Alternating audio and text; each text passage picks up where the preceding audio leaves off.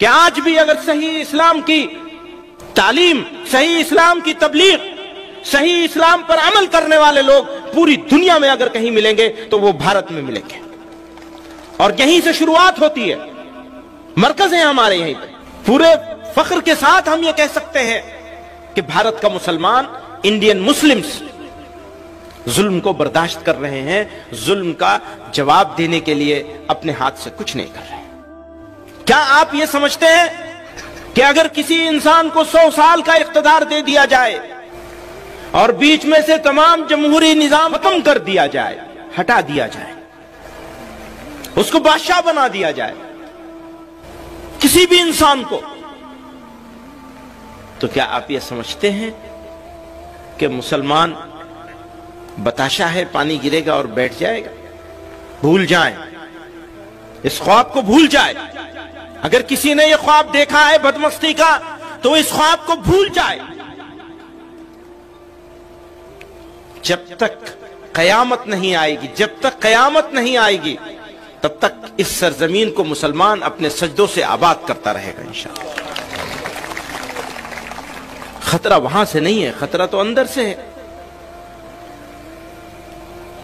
مشکل اندر ہے، باہر نہیں ہے۔ ہم باہر ڈھونڈ رہے ہیں، اندر کی مشکل کو بھول گئے۔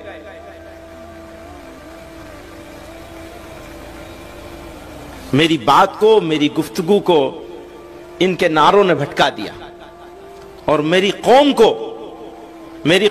اس کے لیڈروں نے جذباتی باتوں سے بھٹکا رکھا ہے۔ ہرگز مایوس ہونے کی ضرورت نہیں ہے۔ میں پورے اعتماد کے ساتھ کہتا ہوں کہ اس پورے بر صغیر میں بھارت کے مسلمانوں کے لیے بھارت سے اچھی جگہ آج بھی کوئی نہیں ہے۔ پورے اعتماد کے ساتھ کہتا ہوں۔ ہے خراب حالات، سب خرابیوں کے باوجود خرابی ہے، ہو سکتا ہے اور بھی بڑھے۔ تم یہ سمجھتے ہو کہ تم ایمان والے ہوگے اور تمہارا امتحان نہیں لیا جائے گا؟ کیا تم یہ سمجھتے ہو؟ قرآن کہہ رہا ہے۔ تم یہ سمجھتے ہو کہ تم آرام سے رہو گے؟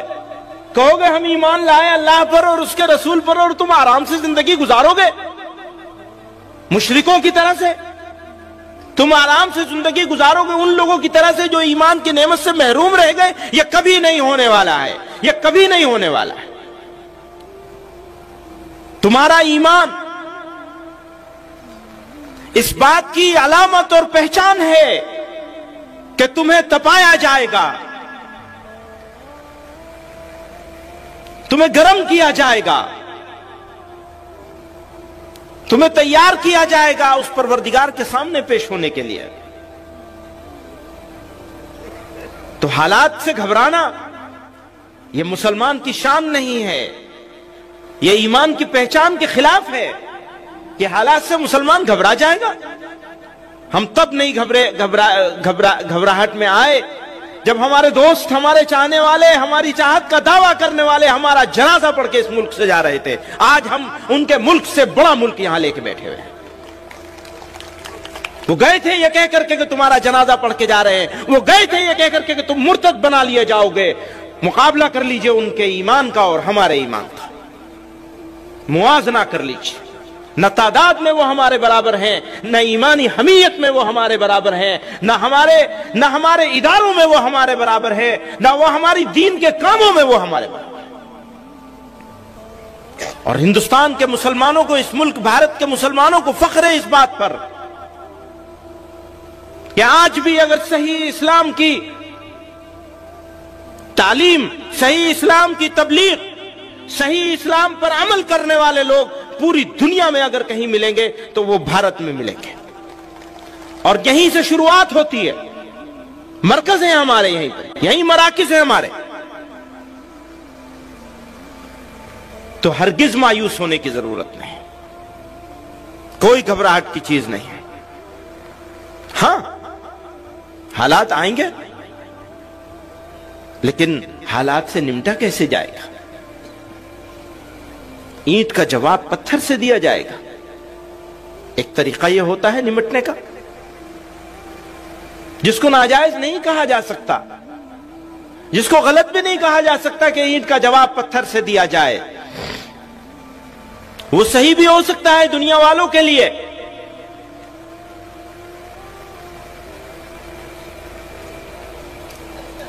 لیکن ذرا آئیے اور اب سے 1400-1500 سال پیچھے چلیے، واپس جائیے، اور جن پر ہمارا سب کچھ قربان، جن کے واسطے سے اللہ رب العزت نے ہم کو تمام عزتوں سے، بلندیوں سے نوازا، آقا دو جہاں نامدار مدینہ محمد مصطفیٰ صلی اللہ علیہ وسلم جب کمزور تھے،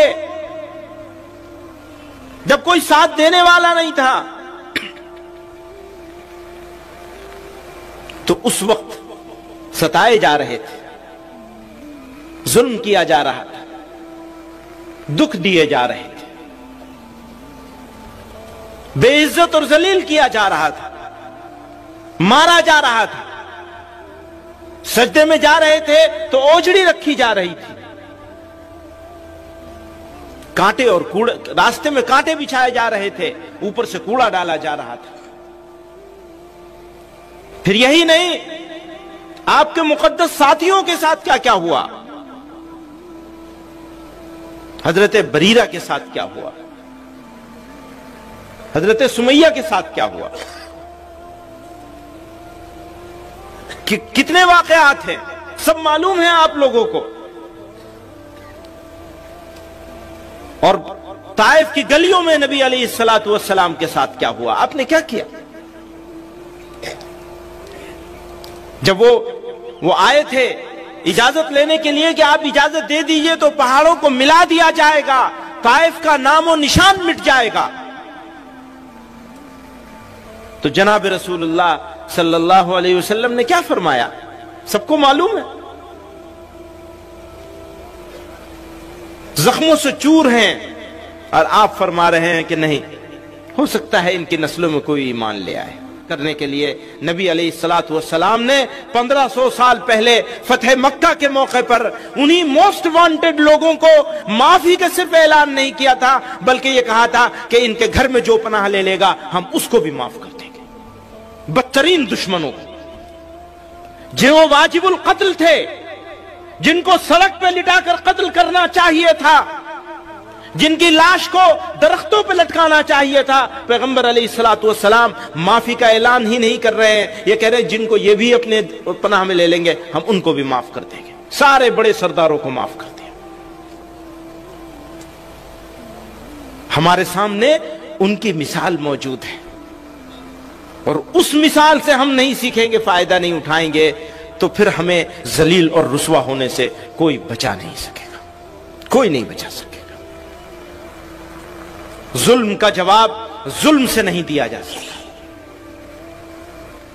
ناانصافی کا جواب ناانصافی سے نہیں دیا جا سکتا، اندھیرے کو اندھیرے سے نہیں مٹایا جا سکتا، آگ کو آگ سے نہیں بجھایا جا سکتا، ہاں ظلم کو صبر سے ہرایا جا سکتا ہے، کیونکہ میرے اللہ نے کہا ہے کہ صبر کرنے والوں ہی کے ساتھ ہیں۔ اور جب وہ کسی کے ساتھ ہو جائیں گے تو اسے کوئی ہرا سکے گا، کوئی ظلم کر سکے گا، مٹ جائے گا۔ مشکل یہی ہے کہ ہم اینٹ کا جواب پتھر سے دینے کے لیے تیار کیے جا رہے ہیں۔ ہاں آج بھی پورے فخر کے ساتھ ہم یہ کہہ سکتے ہیں کہ بھارت کا مسلمان، انڈین مسلمز ظلم کو برداشت کر رہے ہیں، ظلم کا جواب دینے کے لیے اپنے ہاتھ سے کچھ نہیں کر رہے ہیں، یہ بھی صحیح ہے۔ میں صرف یہ بتانا چاہتا ہوں کہ صبر کرنا بزدلی نہیں ہے، صبر کرنا تو طاقت کی علامت ہے۔ پہلوان وہ جو اپنے غصے کو پی جائے، برداشت کر لے، تو ہمیں حالات کا ڈٹ کر مقابلہ کرنا ہے صبر کے ساتھ، تاکہ اللہ تعالیٰ کی نصرت، اس کی تائید ہمارے ساتھ آ جائے، اور یہ جو مٹھی بھر لوگ ہیں یہ ناکام ہو جائیں، یہ ریئل ایشوز سے لوگوں کی اٹینشن ڈائیورٹ کرنے کے لیے، توجہ ہٹانے کے لیے مسلمانوں کو ایز اے ٹول یوز کر رہے ہیں۔ اب فیصلہ تو آپ ہی کو کرنا ہے کہ ٹول بننا ہے یا ان کے ارادوں کو اور ان کی سازشوں کو ناکام کر دینا. آپ انسانوں کے بیچ میں ذات کے نام پر تفریق کرتے ہیں. آپ نے اونچ نیچ کا پاٹ پڑھایا ہوا ہے. آپ نے کسی کو اونچا بنا رکھا ہے, کسی کو نیچا بنا رکھا ہے, اور اب اسی نفرت کے کھیل کو آپ مسلمانوں کے ساتھ سر تھوپنا چاہتے ہیں. مسلمان انشاءاللہ آپ کی سازش کو ناکام کرے گا. جمعیت کا پرچم اٹھا کر چلیں گے, جہالت جہاں سے مٹا کر